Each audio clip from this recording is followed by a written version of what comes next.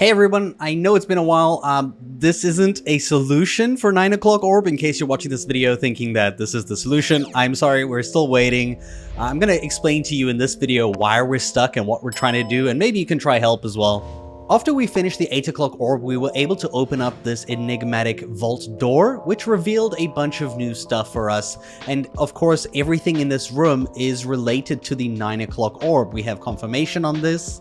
I'll go into a little bit of detail in a second, but firstly, the biggest and major clue is actually on the plaque right above the vault door. So right above the bell, if we click the bell, you get this text over here. Now on this cryptic plaque, we can immediately ignore the "My secret notes you'll never see unless you learn to work as 3, because this was referring back to the pet battles. And it's been confirmed that we do need to focus on the rest of the thing. So the little poem over here, as well as these random letters, these have something to do with uncovering a certain code. So this is our biggest and most major clue that we currently have, alongside a book that is inside here on the table, inside this room. If we click this table, it has another kind of little story. Ratt's journal for the final chapter. In the catacombs with dusty pages as paladins or rogues or mages, through all the wars that never cease, in search of hope, in search of peace, for all the journeys in any weather, for adventures yet to come together. The final key is why I stay, for you, for Azeroth.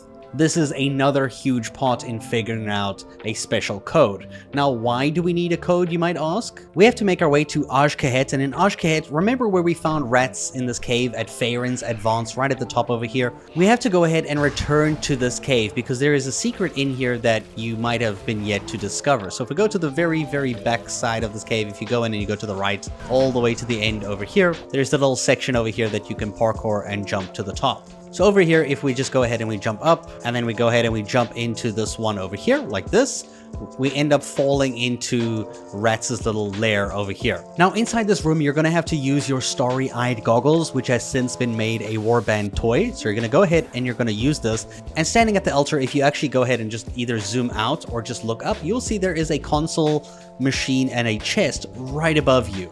And the way that you're going to get here is actually by clicking the crystal, right, the humming crystal, and just like you do with the special door inside of the instance for Ratt's Revenge, you're going to use the Relic of Crystal Connections, which is going to go ahead and teleport you to this crystal, which is how you get on the top of this platform.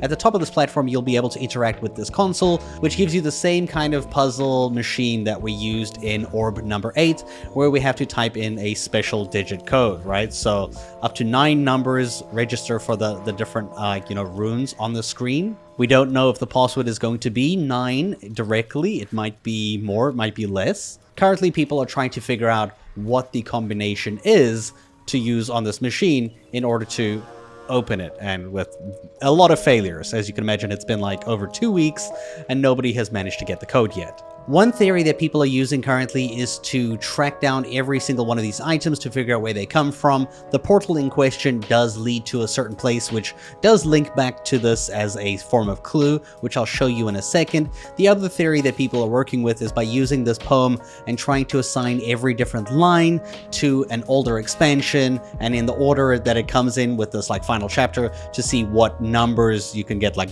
this expansion was number 4, so like we put it over there, and then try to come up with a combination. Whether this is going to work, I don't know. People are currently trying it in the Discord. There have been other theories with using ciphers and a lot more difficult ways to figure out the combination that can be used. This goes a little bit more into cryptography. There's a lot of hints pointing that it could be towards something like that, and that is actually what this big blue portal actually hints towards. Now, the reason why this portal is so special is that when we use the Torch of Pyreth, you will see it is the only object that gets interacted with when we press it. So this portal can also be found in a place called Darkshore. As you can see, this portal looks exactly the same as the one that we can find in that vault room.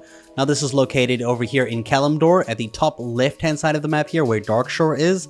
And in Darkshore, we're going to actually be at this location over here at the bottom left. Now, for the coordinates, you can just check the top left of my screen. If we speak to Zadormi, who's going to send you to the history of what happened here before, the lore of the game, I guess, you will see there are Naga in this area. And if we go ahead and we defeat these enemies, you'll see that when we pick these up, some of them have a very interesting item.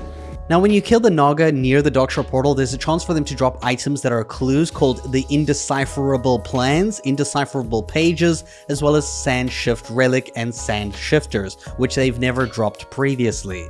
And for starters, you'll know that Queen Azshara is going to be in a portal over here, so this is going to hint to going to the Eye of Azshara. Another hint that points towards the Eye of Azshara is these blue lines that we can also see in the wall of the vault room. So clearly this has something to do with the Naga as well as Queen Azshara herself. Now in the Eye of Azshara, this leads us to this capsized boat over here that is at the top right of the map. I will show you the location in a second.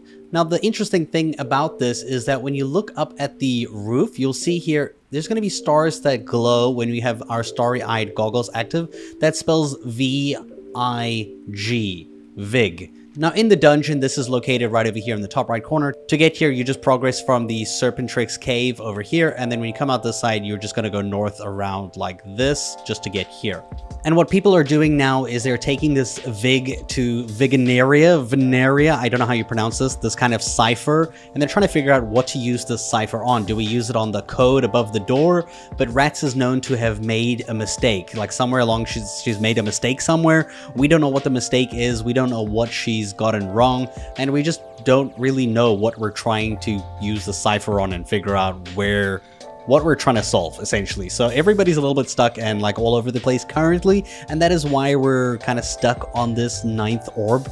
But as soon as we have the answer and we figured out the combination, trust me, I'll have a video up online for you guys to progress through the 9th orb and, you know, continue along with this Fellmount puzzle. Until then, I hope you guys enjoyed, and I'll see you around. Have a good rest of your weekend. Bye!